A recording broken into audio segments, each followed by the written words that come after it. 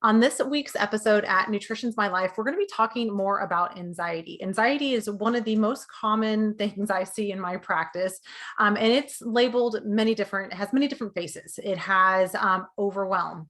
I have a lot of to do things on my to do list, right?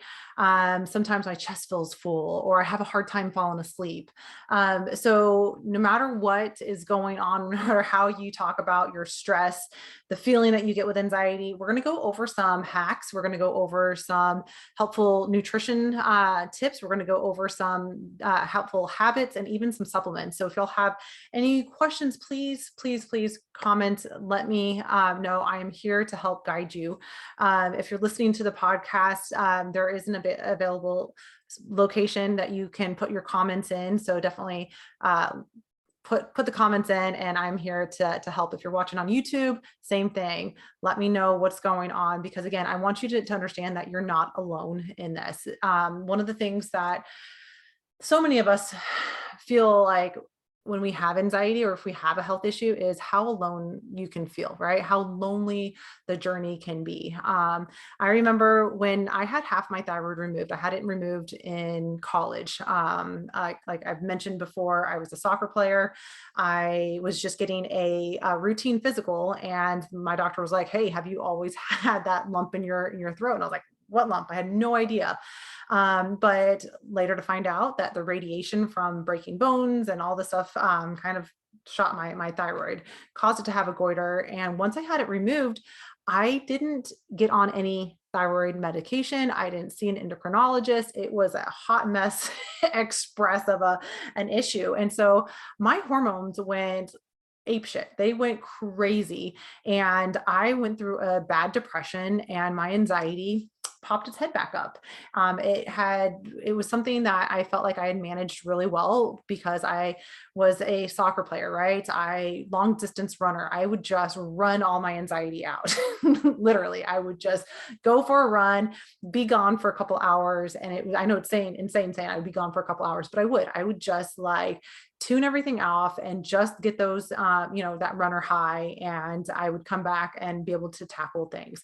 But old soccer injuries, my knee stopped me from running. I was told I couldn't run anymore. And so what happened? My identity had been taken away. And then my anxiety was at an all-time worst. I remember writing in my journal back in the day that I lived in a glass house. Everyone was looking at me, laughing at me, and they're even throwing rocks. And I remember thinking that like everyone could see me, like I had this like scarlet letter on me, and the things that, man, I didn't know what to do. Right, I had all these issues, and I just did not know how to break free of them. I felt like I just needed to unzip my chest. Right, like I felt like there was something in my chest that just needed to come out. And that's how I would always describe it. I just feel like I just need to like rip out of me, because my chest would always feel full, and I would feel like I couldn't catch my breath.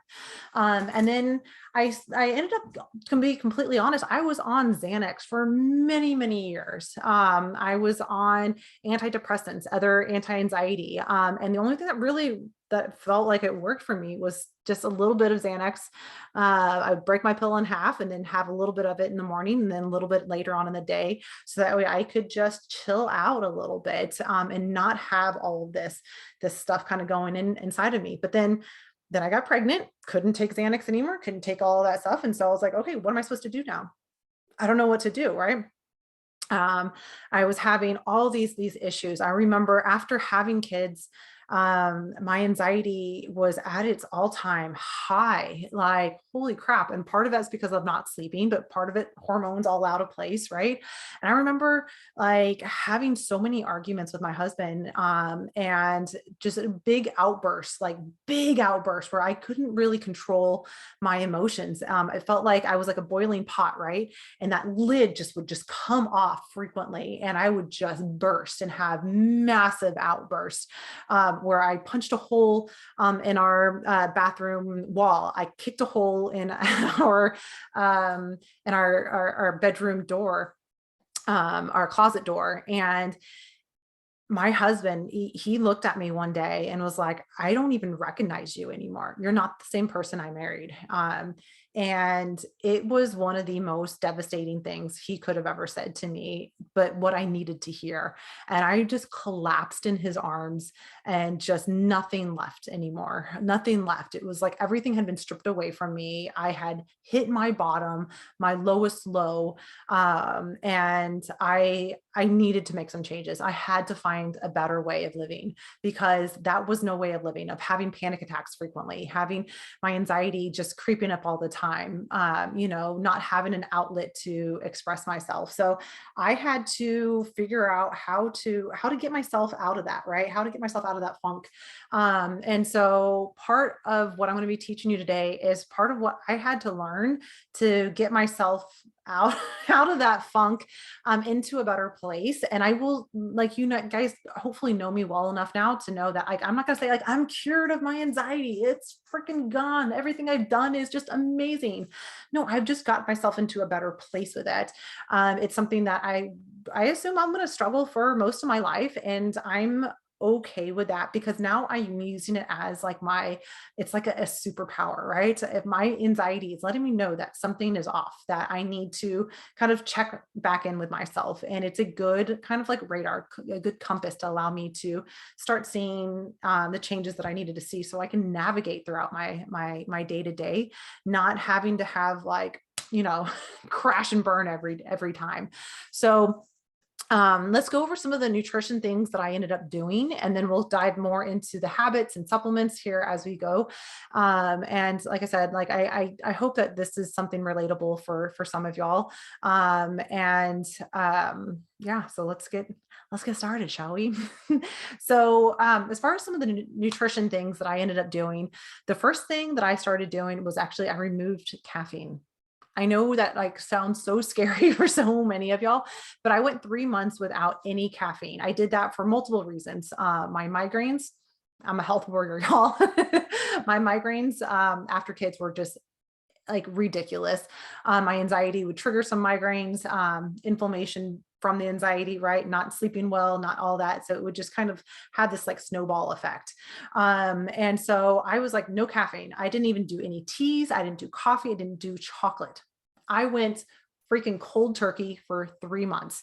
I did get a few rebound headaches, a couple of rebound migraines initially, but after a while, I could notice that, oh my gosh, like my body was starting to like not be like that electric buzz. Like, I don't know if everyone can hear the the electricity. I've been told it could be a neurodivergent thing. But again, like we said, we're alluding that Nicole might have ADHD. I heard a statistic that it's like 91% hereditary. And my daughter is ADHD diagnosed. So like there's probably a good strong chance of why I've had anxiety most of my life. But when we are going completely cold turkey, something like that, like it's hard. It's a lot of like the mental brain, the mental like game. And so what did I do in place of it? That's where I started to fall in love with my turmeric latte.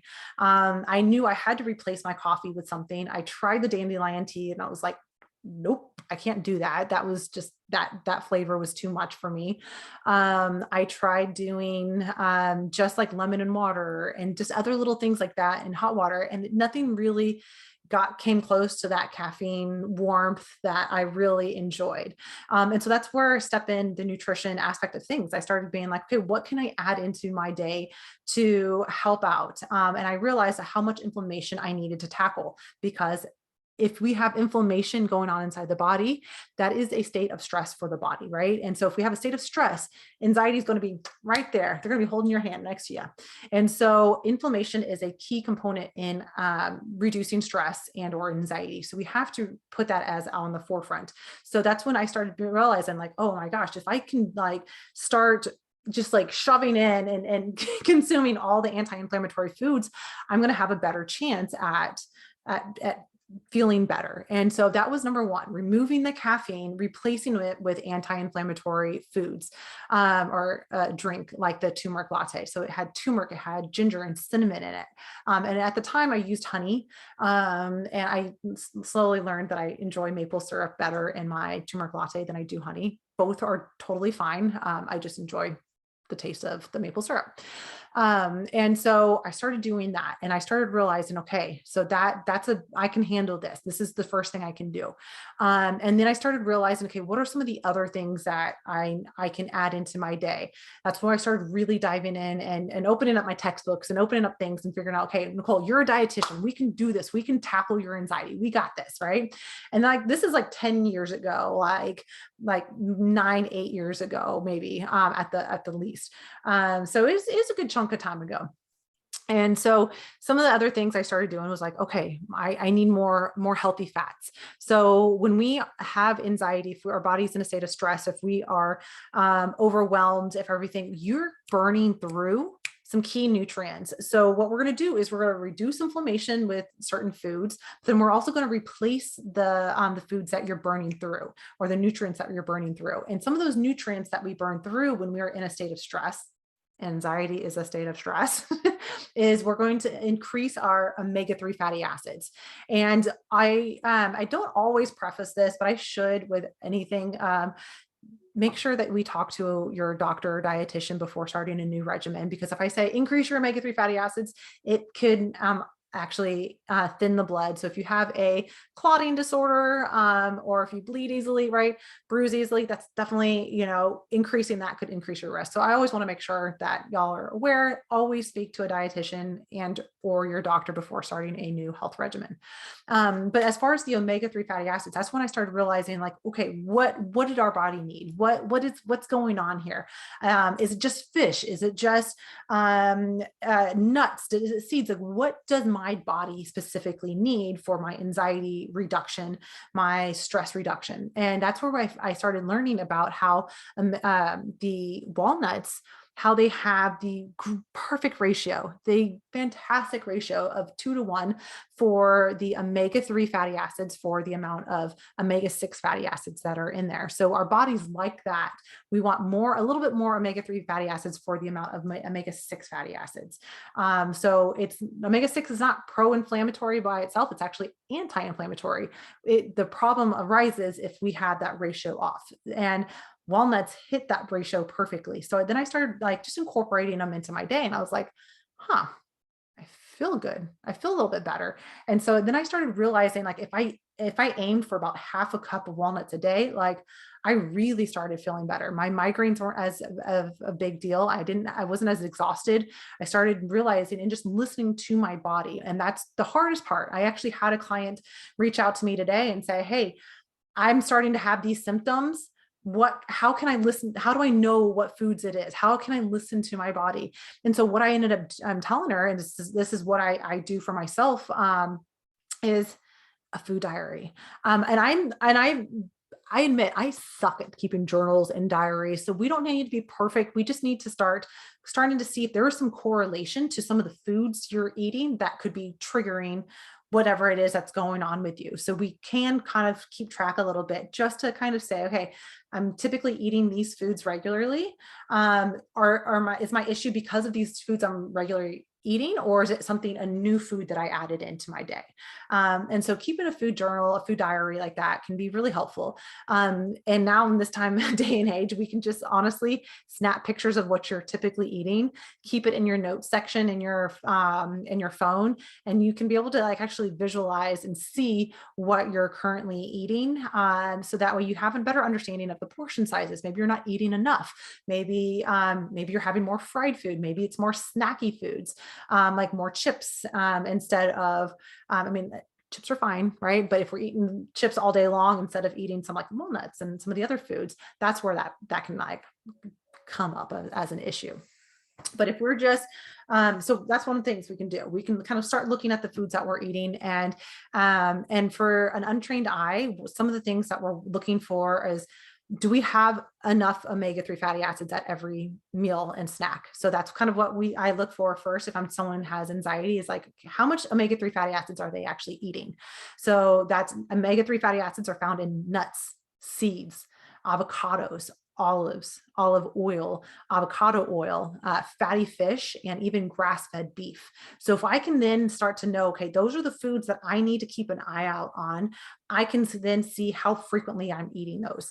Then I started adding flaxseed into everything. I was like, okay, that way I can start incorporating some healthy fat into that. I made sure that at least once a week we had some salmon. I started incorporating tuna into my weekly like lunch rotation, just once a week, sometimes randomly twice a week. I started changing everything to grass-fed beef. I started incorporating more nuts and seeds and olives, even sardines into random stuff, right? And started to say, hey, I need to keep an eye out on that. Then I realized, okay, I'm doing really good, but I'm still having some anxiety symptoms. I even went a step further and took fish oil, right? And again, this is where we're going to start going more into the supplements in a little bit. But again, please don't start a new regimen without talking to anyone. I'm simply letting you know what is helpful for myself and also what's been helpful for clients in the past. So definitely speak to a dietitian, your doctor before starting this. But I started incorporating a lot of those foods, and then realizing, okay, I need to make sure that I'm also getting enough B vitamins in. And then guess what I found out? My body doesn't convert B vitamins to the active form. So why is this important? A good chunk of the population, especially if you're of Northern European descent, and so if that is where your family ancestry came from, you have a higher risk of having something called the MTHFR gene mutation, or some people call it the mother effer gene. But there's a couple of different genetic disorders that kind of come from that. And I mean, not necessarily genetic disorders, but some, what's the proper term? Just dysfunctions, because your body isn't able to convert folic acid, folic acid that from something synthetic. Folic acid is something synthetically made, so it's made by man, naturally found folate form for like spinach, your green deep, deep green leafy veggies. That's what I was aiming at. And that's where you get a lot of your folates coming from. But even eating some of those foods, like your body still has to then go into that methylfolate. And if your body is unable to methylate, you can also, this is where I see people that are taking like B12 supplements, and then they have their B12 level is like through the roof. And you're like, what's going on here, huh? What's happening? Why is that so high? And it could be the sheer fact that your body is unable to convert that cyanocobalamin, which is the synthetically made version of it, into that methylcobalamin. And that's the active form of B12. And so again, this is something very, very common. And honestly, B12 in the blood, it's going to be more abundant in the blood. So if you want to know kind of if it's going to work, we want a lab called methylmalonic acid. And so that would be the lab level that we could obtain and see how much methylmalonic acid is in your blood. Then we can kind of say, okay, your body's converting or not converting that B12 into what it needs to be in for our bodies to work properly. Because we know that our B vitamins, they're a very key role in our nervous system. They're what, if you have, if you think about an electricity cord, like you plug in your, here, we have our electricity, right? We plug in something and it has like the outer layer of protection. The outer layer of our nerves in our bodies have B vitamins. Without the B vitamins, this little like coating is not there, right? It's called the myelin sheath. And that it disappears, it goes away if you do not have enough of that B vitamins. And that's why some people get a lot of like neuropathy in their hands and their feet. A lot of times, more than likely, it's caused from blood sugar dysregulation, but it can also be a cause from your nerves not getting the proper B vitamins where it needs. So if you start noticing like, hey, I'm feeling a little more anxiety, more stress, your B vitamins are another thing that your body utilizes at a higher rate. And so our bodies will metabolize the omega-3 fatty acids on a higher rate, B vitamins, and also our magnesium. So if we are low in magnesium, which is it can happen. That one is magnesium is one of the most abundant minerals that we consume, but it's also the most abundant minerals in the body that is utilized, meaning that it has over 300 coenzyme processes. So if the if magnesium has over 300 jobs to do in the body, it's not just bone health. Like a lot of people think that, oh, magnesium, great, you need it for vitamin D absorption and all that. Nope, it's a big role in that. And yes, it has an abundant source within the bones, but magnesium has so many processes in the body. So if you're burning through it at a higher rate, it's not available to actually do the job. And so many of those processes then break down and have to find an alternative route. And a lot of times that alternative route does not result in that good feeling that we feel all nice and calm with. So magnesium is another source. And luckily, y'all, this is where like nature is freaking amazing. But luckily our omega-3 fatty acid foods, most of them are also rich in magnesium. The ones that aren't really the highest ones are like the animal sources. But if you have like nuts, seeds, and avocado, freaking fantastic source of magnesium. So if we can include more of those, we can get more omega-3 fatty acids, more fiber, and we'll talk about the gut health in just a second, and then our magnesium. So we hit multiple birds with one stone by just including those omega-3 fatty acid rich foods, right? We it opens up a little bit door for more food to or more nutrition to come in. So those are the three top key nutrients that I focus on if someone has anxiety. I'm like, okay, one, if we're not having any, or if we're not diagnosed with anything like MTHFR or anything, like I'm like, all right, let's try to get as much greens as we can get into your diet so that way we get all that folate. And then I look at people's supplements and I'm like, okay, what else can we do? So I'll talk supplements and then I'll move into the habits. So supplement wise, sometimes, like I said, that magnesium the B vitamin, we'll go B vitamins first. That B vitamin is important. And like I said, we want to make sure, like if you're taking a multivitamin, look at it, turn it on its side, read it. Does it say cyanocobalamin? If it does, let's choose one that has that methylcobalamin in it. So you want that methyl, you want methyl and not the cyano. So you don't want the CY, you want the methylcobalamin. And you'll also see it with the methylfolate, or it might say methylated folate. It has a couple other like words behind it, but either way, those are the two forms that our body will need. And we have to be careful. Some people methylate too much and that can cause anxiety. And some people are under methylated, which can cause anxiety. So it's, again, a good reason why to see a registered dietitian or your doctor before starting a new supplement. So then let's go into magnesium, because there's so many different forms of magnesium out there. The form that I take is magnesium glycinate. I take that because I don't want anything to disrupt my digestive tract. So a lot of people will take, if you are chronically constipated or tend to be more on the constipated side, magnesium citrate might be a good option for you, because that can actually help out with like letting the bowels go a little bit, right? Magnesium threonate has been shown to be super helpful for people that have anxiety. And the reason why is because it crosses the blood-brain barrier at a faster rate than everything else does. I've noticed that I don't know if it's maybe just the brand that I took of the threonate, but my body didn't respond as well to the magnesium threonate as it does to the magnesium glycinate. And sometimes you'll see the magnesium glycinate in the form of magnesium biglycinate. Still the same thing. You're good. It's still a glycinate. It still shouldn't have any GI or digestive issues with that. And then, there's magnesium sulfate, which is Epsom salt, basically. And I take Epsom salt baths. I took one this morning, actually. I take Epsom salt baths 3 times a week. I at least try to, because that is another tool for my anxiety reduction.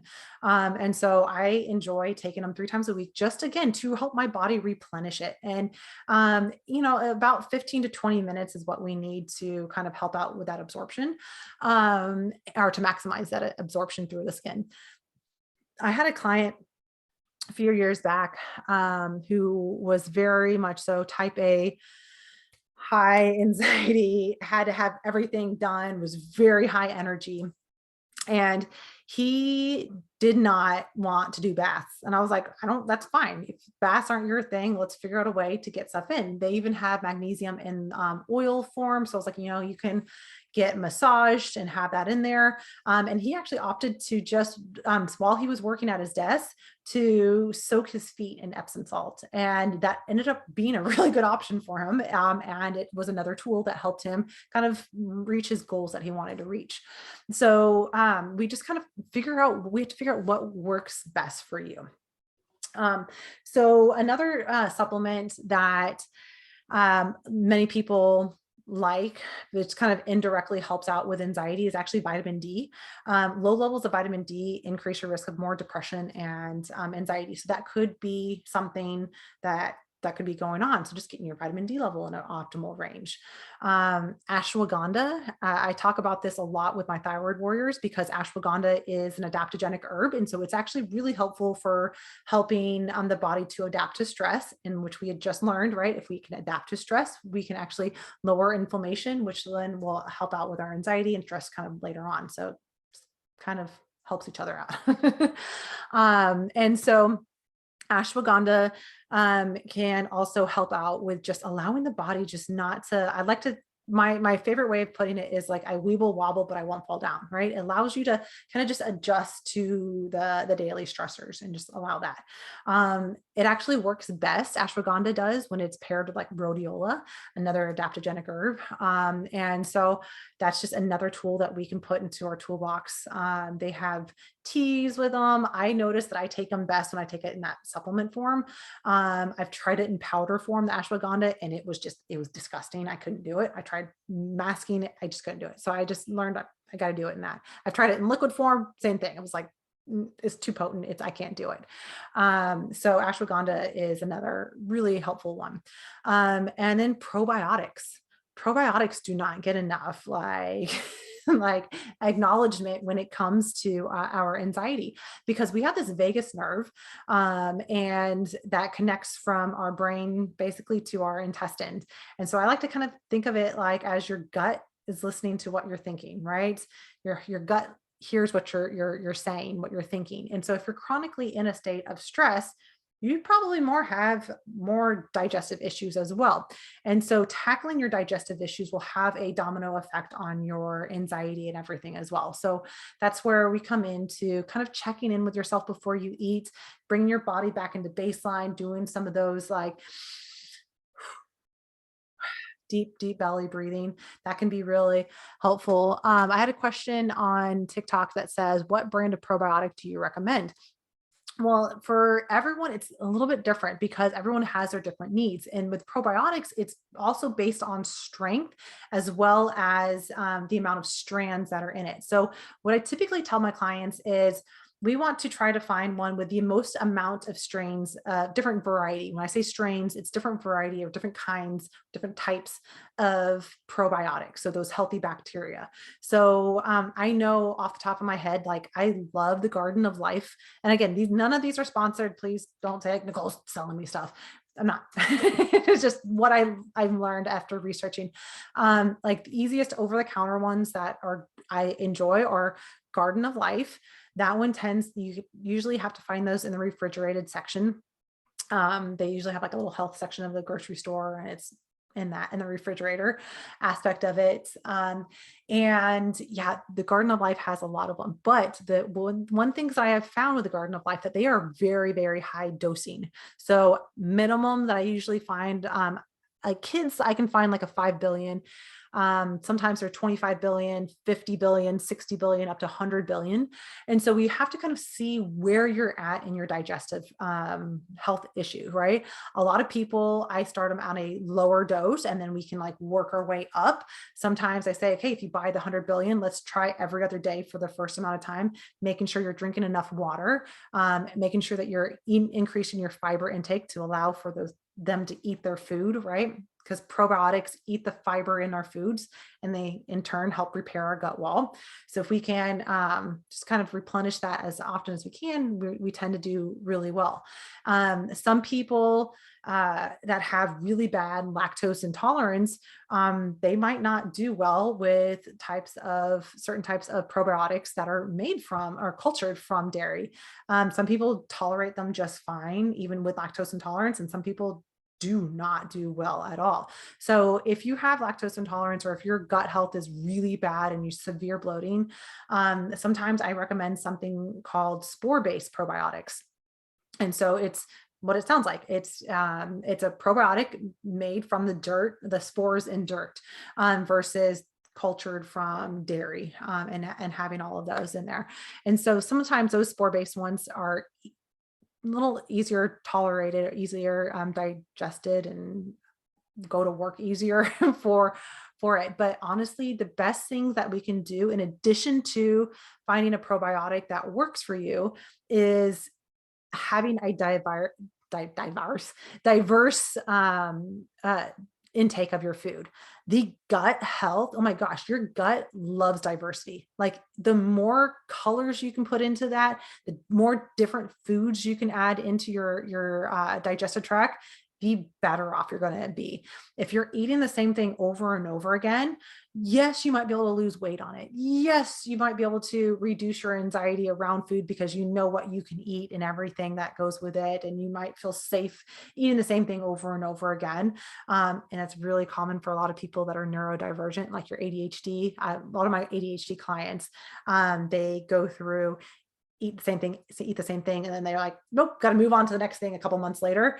I get that. Especially like if breakfast, like you might have like two different kind of breakfasts that you go to every single day. Let's just try to make lunch and dinner a little bit more diverse.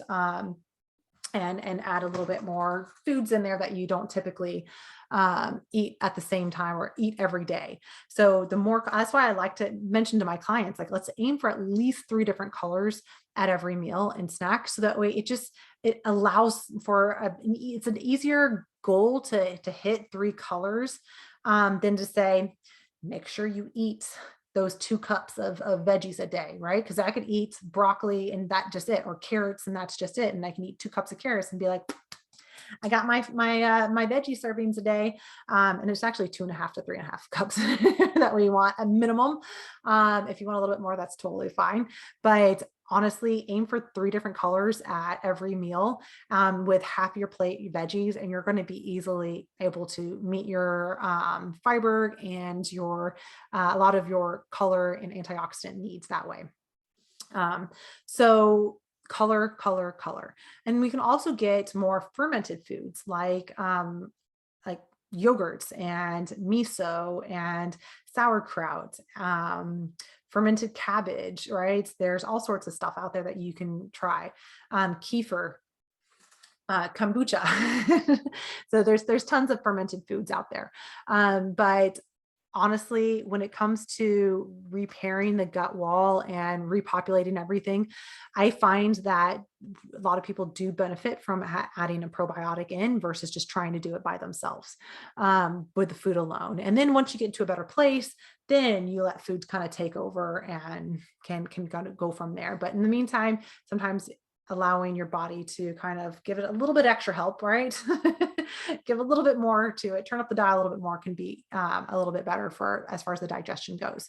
And so, yeah, probiotic can be something really helpful for so many people. And again, sometimes it does take a couple days to a week for your body to kind of adjust to it. So sometimes every other day, up in your water intake, cooking all your veggies, just kind of trying to, ease your way. Because some people do get a little bloated starting with a probiotic, because you think about it, like you're adding in bacteria, bacteria eat, and then what bacteria they do, they exhale, right? When they exhale, that's actually our flatulence, our farts.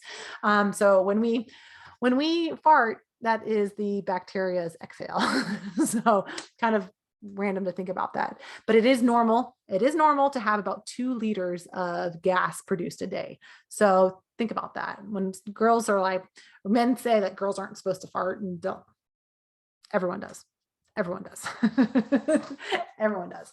Um, so yeah, so let's start moving into habits now, because I want to make sure I'm not going too long with this.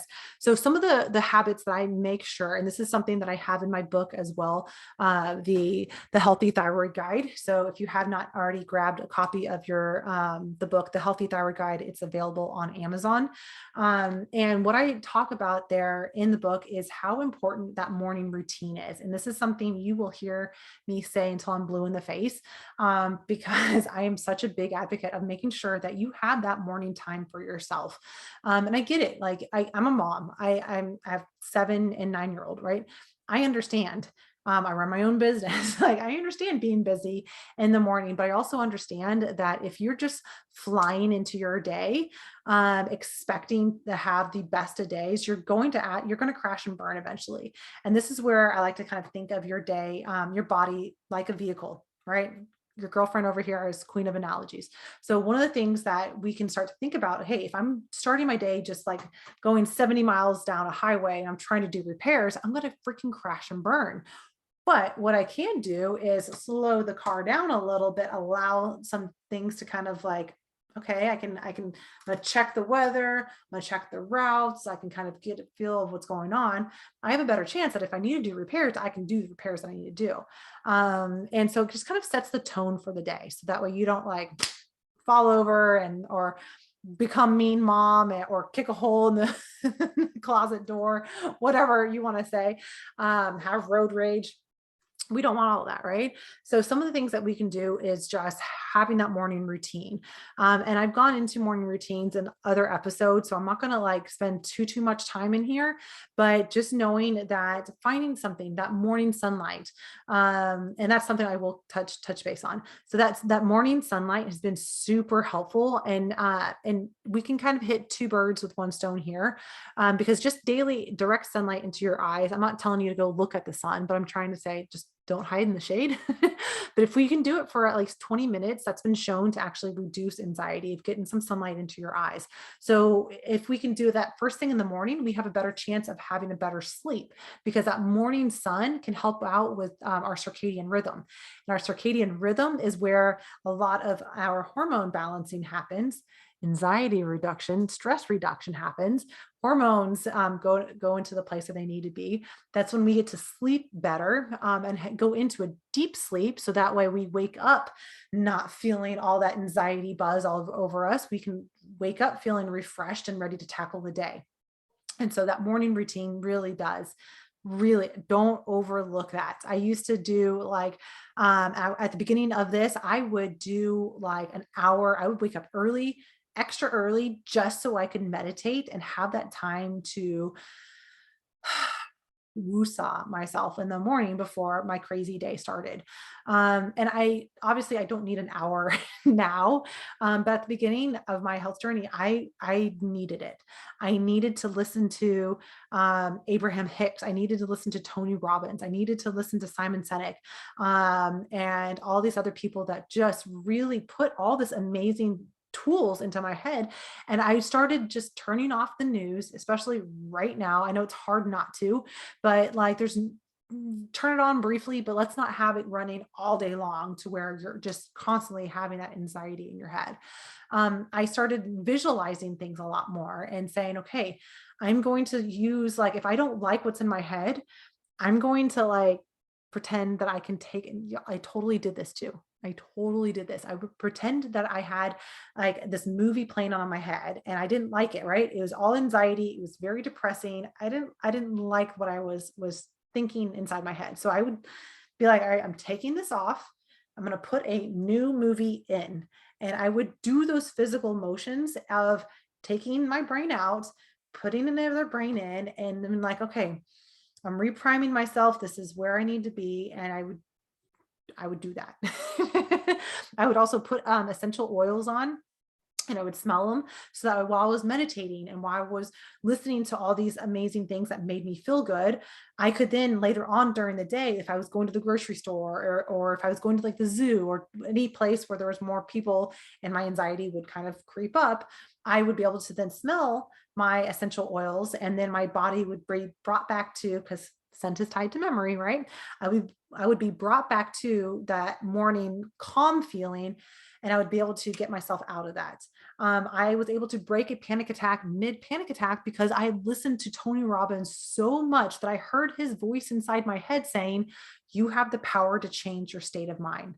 You have the power to change your state of mind." And so I started realizing that I was like, shit, I really can. I really have control over this. I thought for the first time, like in my life, I really felt like I could actually, I had control over my body. My anxiety wasn't running the show anymore. I started realizing, like, okay, if I feel anxiety, that's my body saying, like, I didn't do one of my non-negotiables, right? I didn't either take my fish oil, I didn't do my gentle workout, I didn't get my sunlight, I didn't do my morning routine. It was my realizing, like, or I needed to reflect on stuff instead of it being like, why am I so anxious? I hate my life. I'm always going to be like this. I would always tell myself that I'm always going to be sick. I'm always going to have these issues. I'm always, and I would use those words, I'm always. And so I realized, am I really always? No, I'm gonna have moments of them, but I'm not always gonna be stuck like that. And so I started reprogramming my brain by writing reminders on the mirror, like, you are awesome. And my phone, I would put alerts on there, and I would tell myself, like, I am loved, or to breathe. I would put during when I was at the beginning of this, I would have a reminder to walk the dog at a certain part of the day where I felt my most anxiety. So that way I got myself out of the house. So I would set a reminder to be like, go walk. um, and started just doing anything and everything to put good into my head. I started picking up on projects, and doing little, like, DIY stuff. So I get that gratification of, look what I did. I made that. I did that. And that gratification, that self, like, whew, look what I did. That's a dopamine boost, right? That's going to boost your dopamine, that serotonin, those feel good hormones. And then I started realizing, like, that's all I needed to do. All I need to do is search for happiness. How can I find happiness? What are the things that I like to do? And then do them more often. And I know it sounds so simple, but it's so difficult when our days are full and we're obviously always saying, yes, we can do this. Yes, I can help out. Yes, right. And so I started learning to say no. I started setting boundaries. I started letting people know I can come and help out, but I have to leave by this time. Right? Before, I would just be like, yeah, I can come, and just freak out and be anxious the entire time. Be like, am I going to be able to pick my kids up on time? Am I going to be able to do all these? Right? And just starting to learn to set boundaries with myself and just realize, like, no, like, I am a health warrior. I need some time to myself. I need that. I'm very much a extroverted introvert where I kind of reach my limit and be like, all right, I need a recluse. I need to draw back in and kind of recharge my batteries. I can't be that person that goes all day long. Not for the sense that my body can't physically do it. It's that emotionally I get so drained, that I'm emotionally exhausted. And so I started realizing what I needed to do to protect myself, right? And started realizing, okay, that that's why I started working for myself, because I was not in a happy place working for other people all the time, right? I wanted to have that flexibility of, if I'm having an off day, I want to be able to cancel my appointments or stay in bed or cry or go on a hike or do one of those things, right? I had the luxury of being able to do that. I know that's not everyone's luxury, and I get it, but maybe we can, like, instead of chatting with people at work, maybe you ask someone to go for a walk after lunch for 5 minutes, right? We can squeeze in. Maybe you now do breaks in between your clients or whatever it is, and you jump up and down, or you do some box breathing, or you have some meditations that you like to listen to, or you tell jokes like crazy, or whatever, or you have an art project that you want to do. We can just find those little things throughout the day.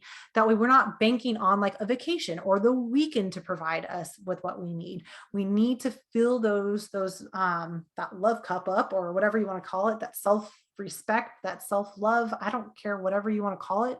Bring yourself back to freaking baseline so you feel normal. That's what we need to do. So we need to find those habits throughout the day. Like I said, it can be a dance party. While I'm working, most times while I'm working, I have on some music. I have music on in the background that just makes me happy. Usually it's Incubus because they're one of my favorite bands. Red Hot Chili Peppers, by far my favorite. I love the Revivalists, right? Music to me moves me, brings me back to certain memories. I love it. So that's where I'm going to come in and just do more of the things that brings me joy. No one else has to understand, right? No one has to understand that if I'm stressed, I can go outside and pull some weeds and I'll be back inside 5 minutes later, happier. You don't have to get that. Do whatever works for you to bring yourself back into that. But the thing is that we're going to check in with ourselves throughout the day. And if we feel that anxiety flame coming up, we're going to put that flame out, right? We're going to do something to bring us back down to baseline, to put that flame out so then we can be that version of ourselves that we want to be, that's happier, that has more fun. So I hope today's episode on anxiety is helpful for you. Like I said, there's way more stuff that we can dive deep into, but that'll have to be another time because there's so many tools out there that are helpful. So like I said, hopefully this one was a great eye opener and provided you with a lot of tools, and hopefully you took some notes and can start implementing some of these things. So I will be back next week with another episode at Nutrition's My Life.